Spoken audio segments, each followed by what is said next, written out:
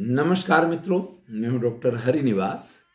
Channel है संस्कृत साहित्य एवं संस्कृति और आप इस समय आनंद ले रहे हैं तर्क संग्रह का।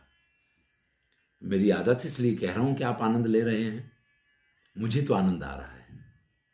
प्रारंभ में सप्त पदार्थ के निर्णय में थोड़ा सा ऐसा लग रहा था कि बड़ा नीरस है, लेकिन अभी जब से हमने 9 द्रव्यों की चर्चा शुरू की है, पृथ्वी का लक्षण आपको बताया, तब से मुझे बहुत आनंद आ रहा है। संभवतः आप भी इसका आनंद प्राप्त कर पाएंगे। आज हम जो 9 द्रव्य में से दूसरा द्रव्य है पृथ्वी, अप यानी जल, उसकी चर्चा करेंगे। तो कहते शीत स्पर्शवत आपः, जैसे गंधवती पृथ्वी पृथ्वी का लक्षण किया, ऐसे शीतल स्पर्श है जिसका, ऐसा वो जल होता है। जल का लक्षण कर रहे हैं कि शीत स्पर्शवत आपः, जल का स्वाभाविक गुण है शीतलता। जैसे पृथ्वी का स्वाभाविक गुण गंध है ना, ऐसे जल का स्वाभाविक गुण है शीतलता। आप कितना भी गर्म करके, उबाल करके पानी को रख दीजिए, धीरे धीरे वो शीतल ही हो जाएगा। कितने भी उबले हुए पानी का प्रयोग कीजिए, लेकिन आग के ऊपर अगर वो पानी पड़ेगा तो आग को बुझा देगा। उबलते हुए पानी से आप जल सकते हैं अगर आपके ऊपर गिर जाए, लेकिन अग्नि के ऊपर गिरे तो अग्नि को शांत ही करेगा, शीतल बनाएगा। तो ये जल का जो लक्षण है वो है शीत स्पर्शवत आपः।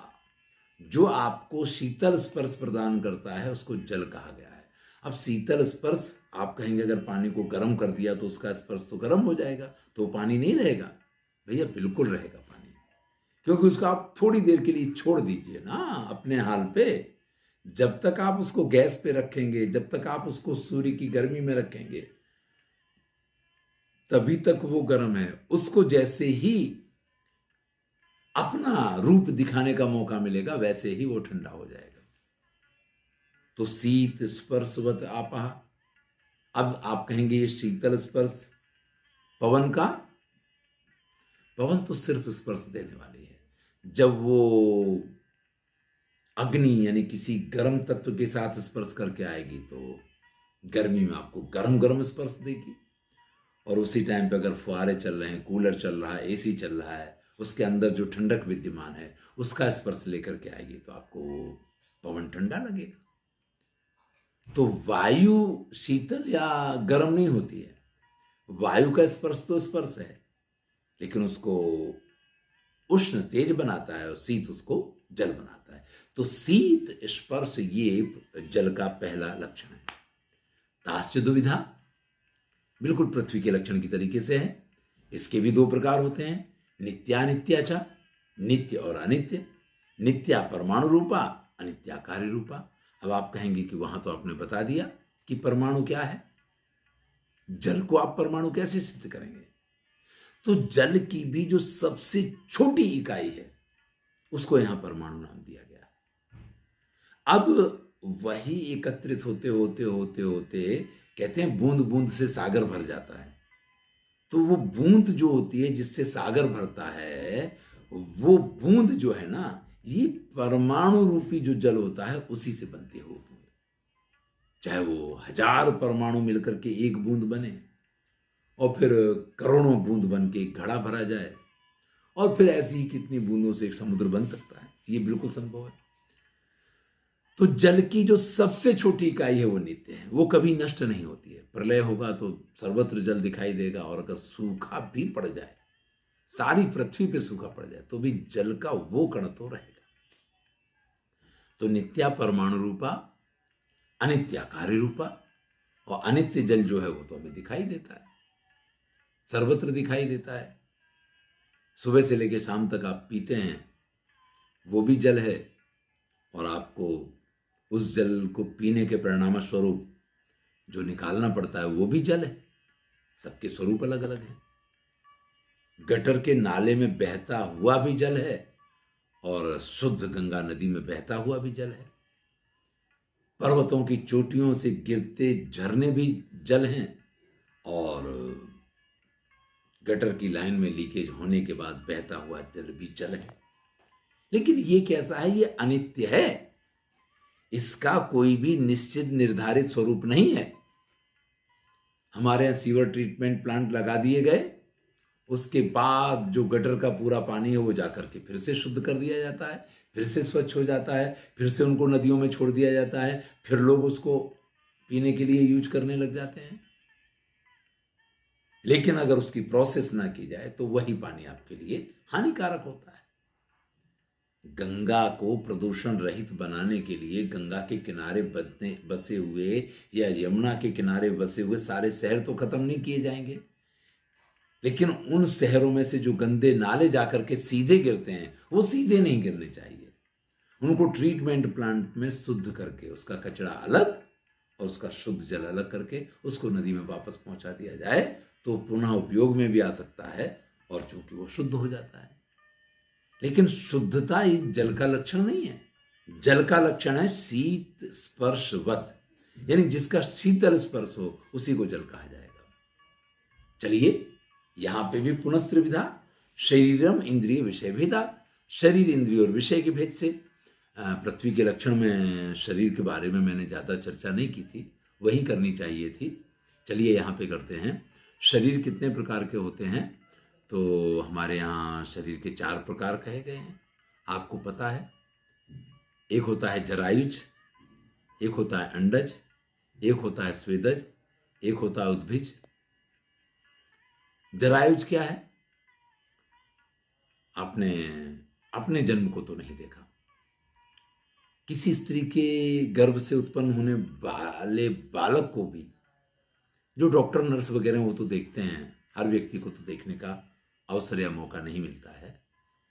लेकिन आपने किसी गाय के बच्चे को देखा हो पैदा होते हुए, या किसी अन्य बच्चे को पैदा होते हुए देखा हो, तो वो मुख्य रूप से माँ के गर्भ में जब होता है तो एक इस प्रकार की प्लास्टिक की थैली जैसा आवरण होता है जिसको जरा बोला जाता है। उसमें वो अंदर पैक होता है। यही कारण होता है कि वो गर्भ के अंदर स्थित होने पर भी मल, मूत्र और जो तरीके की पेट में होने वाली गंदगियां हैं उन सब से वो सुरक्षित रहता है। नहीं तो भैया श्वास ले या वो, क्योंकि उसको भी कुछ तो चाहिए अपने भोजन के लिए, तो जहां से भी वो भोजन जाएगा वो गंदगी उसके अंदर पहुंच जाएगी। तो जो जन्म लेते हैं उस जरा में से उनको जरायुज कहते हैं। और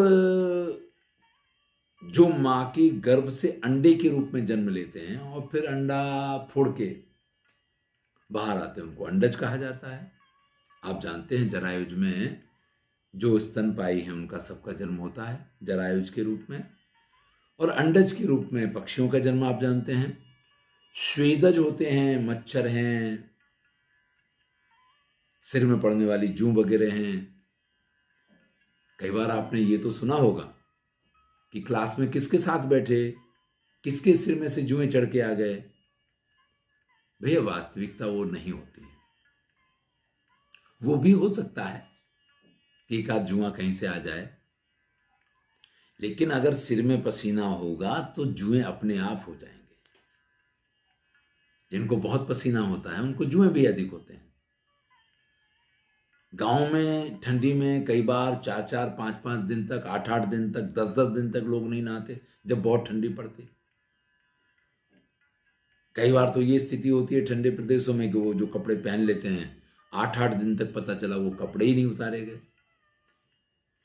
तो कोई ना कोई समय तो ऐसा होगा काम करते हुए या बाहर चलते हुए या धूप में निकले हैं जब कहीं अंदर पसीना हो जाए, क्योंकि आपने बाहर के टेम्परेचर से बचने के लिए पूरी तरीके से खुद को ढक के रखा हुआ है। हवा अंदर जानी नहीं चाहिए। शीतल में, अब शीतलता जो सुबह 5 बजे होती है वो शीतलता दोपहर को तो नहीं होगी। और अगर आपने दोपहर में कपड़े नहीं उतारे हैं और आप उन्हीं कपड़ों में उसी तरीके से बने रहे कि भैया ठंडी तो है चलो पहने रहो, तो परिणाम ये होगा कि अंदर पसीना तो होगा, और वो पसीना होगा तो अंदर जुएं होंगे। तो कई बार ठंडियों में जो लोग बहुत सारे कपड़े पहने रहते हैं ना और नित्य प्रति स्नान नहीं करते हैं, ऐसे लोगों के कपड़े में सफेद कलर के जूं पड़े जाते हैं। ये मच्छर भी, ये कोई संभोग जन्य नहीं है, लेकिन ये भी, इनका जन्म भी स्वेदज माना गया है। उद्भिज जो जमीन फोड़ करके निकलते हैं, वृक्ष वगैरह जो होते हैं। तो ये 4 प्रकार की शारीरिक सृष्टि है। एक जरायुज जो जरा से सुरक्षित होते हैं और फिर मां के गर्भ से जन्म लेते हैं। एक अंडज जो मां के गर्भ से अंडे के रूप में जन्म लेते हैं। एक स्वेदज जो पसीने से ही उत्पन्न हो जाते हैं। और एक उद्भिज जो जमीन फाड़ के निकलते हैं। तो शरीरम अस्मदादीनाम, यहां पे कहा है कि शरीरम वरुण लोके प्रसिद्धम। यह शरीर जो है वो वरुण लोक में, आप जानते हैं वरुण देव हैं। हमारे यहाँ एक गंगा नदी के रूप में प्रवाहित होती है और एक गंगा शांतनु की पत्नी थी, जिनके पुत्र पितामह भीष्म हुए, वो कथा पाई जाती है। यमुना एक नदी का स्वरूप है, एक कृष्ण की पत्नी भी कालिंदी के रूप में यमुना थी। तो ये जो हमारे यहाँ माना जाता है कि एक शारीरिक रूप होता है, जल का भी एक शारीरिक स्वरूप हमने वरुण देव के रूप में माना है। तो शरीरम वरुण लोके प्रसिद्धम। इंद्रियम रस ग्राहकम रसनम जिह्वाग्रवर्ती। इंद्रिय क्या है? तो रसना, ये इंद्रिय है, यानी जीभ जो हमारी है वो रसेंद्रिय है, लेकिन जीभ के अग्रभाग में ही वो टेस्ट विद्यमान होता है। यानी आप किसी चीज का भी रस लेते हैं तो अगर जिह्वा का अग्रभाग कटा हो तो फिर उसको उस रस की प्राप्ति नहीं होती। विषय है, इसका विषय क्या है? तो जल आपको जहां जहां देखने को मिलता है, चाहे वो तालाब हो, चाहे वो समुद्र हो, चाहे वो नदियां हो, तो सर्वत्र वो विषय है। तो विषय क्या है? सरित समुद्रादि वो उसके विषय हैं। रस ग्रहण करने वाली इंद्रिय कौन है? तो उसके लिए कहा कि जीभ वो इंद्रिय है। और रस का टेस्ट जो है वो आपको जिह्वा के अग्रभाग से प्राप्त होता है।